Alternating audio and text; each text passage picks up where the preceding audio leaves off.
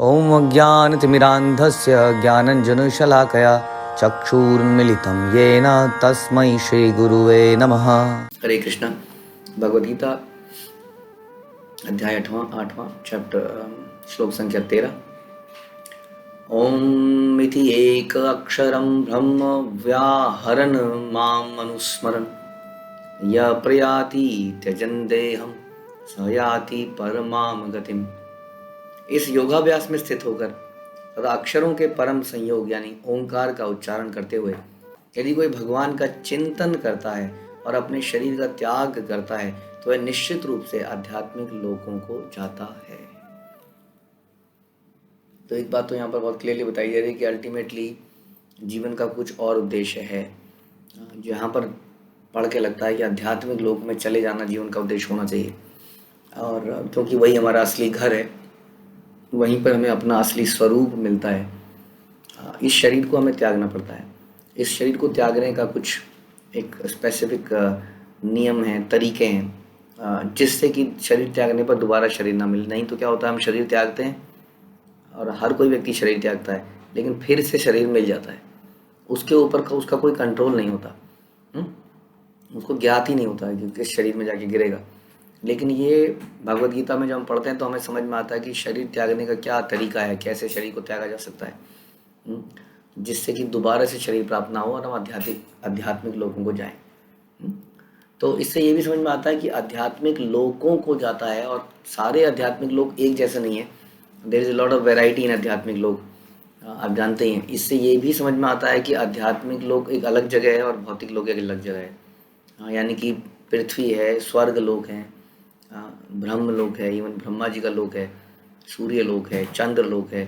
ये सारे लोग जो हैं कहाँ हैं? ये सारे लोग इस भौतिक जगत में हैं। इसलिए स्वर्ग लोक को चले जाना, स्वर्गवासी हो जाना बहुत बड़ी उपलब्धि नहीं है वास्तव में, क्योंकि उसमें भी हमें एक शरीर प्राप्त होता है। तो आध्यात्मिक लोकों में जाना, अब आध्यात्मिक लोगों में भी बहुत वैरायटी है। जब हम शास्त्र पढ़ते हैं तो हमें समझ में आता है कि अनंत, एक तो ब्रह्म ज्योति है आध्यात्मिक लोक में, सबसे पहले ब्रह्म ज्योति है जो कि कृष्ण के शरीर की एक तरह से शक्ति है,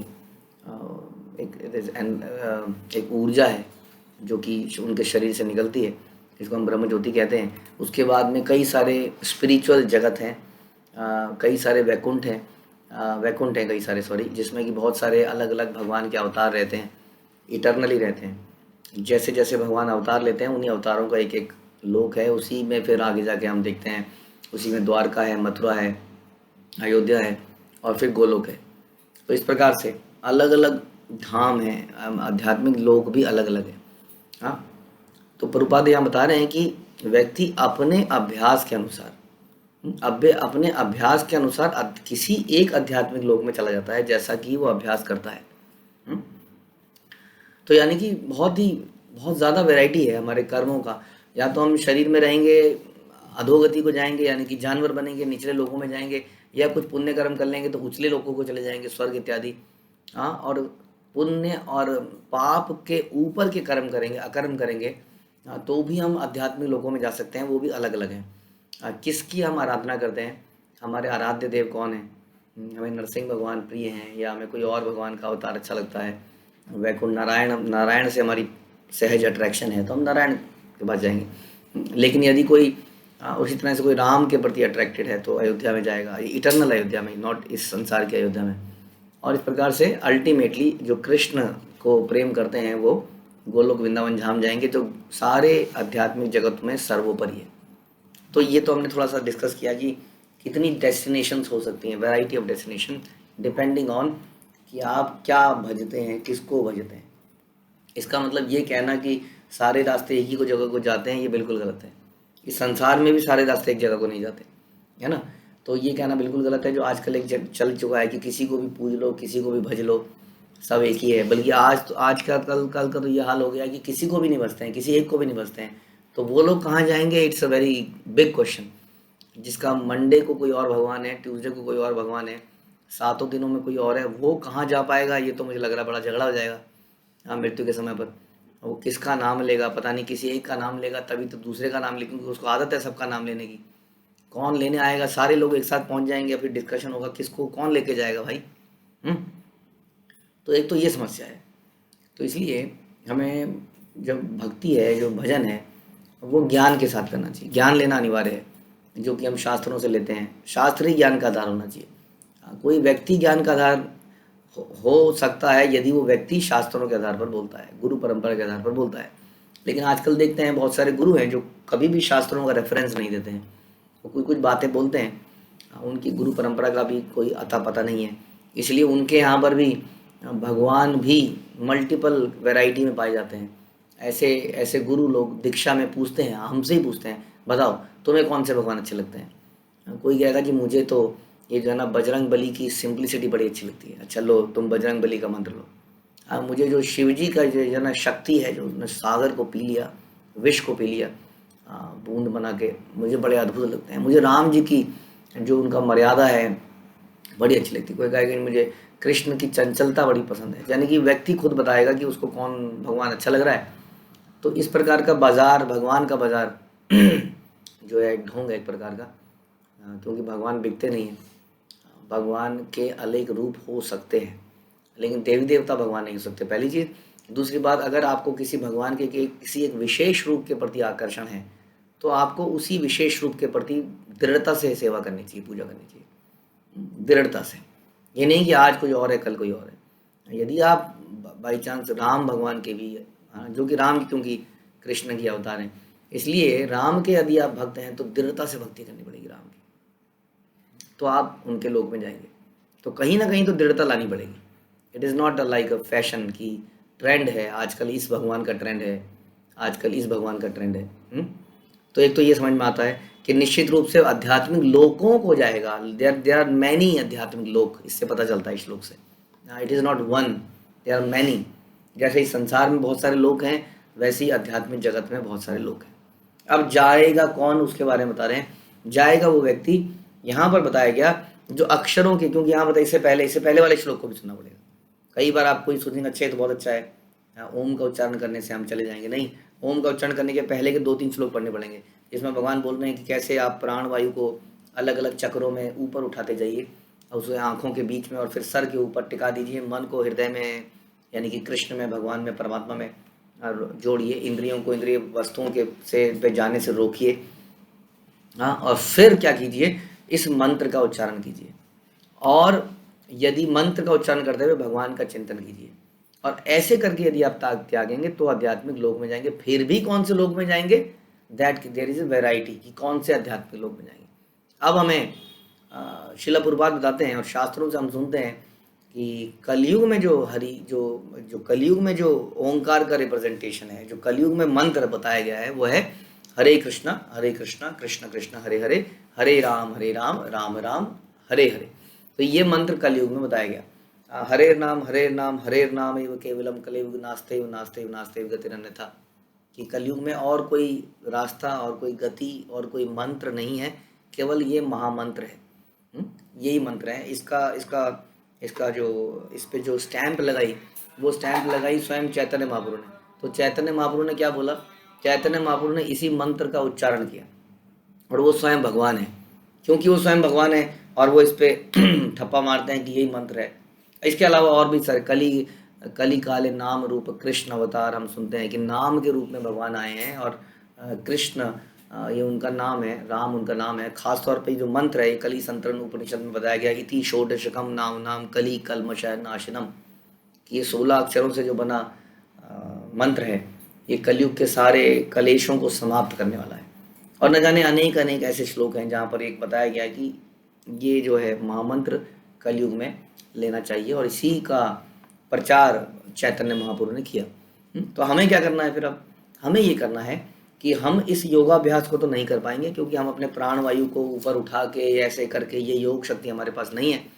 हाँ, और इंद्रियों को इस तरह बलपूर्वक हम नहीं रोक पाएंगे इंद्रियों विषय से, जो कि पिछले श्लोक में बताया गया था कि साथ में इंद्रियों के विषय से हटाना भी है।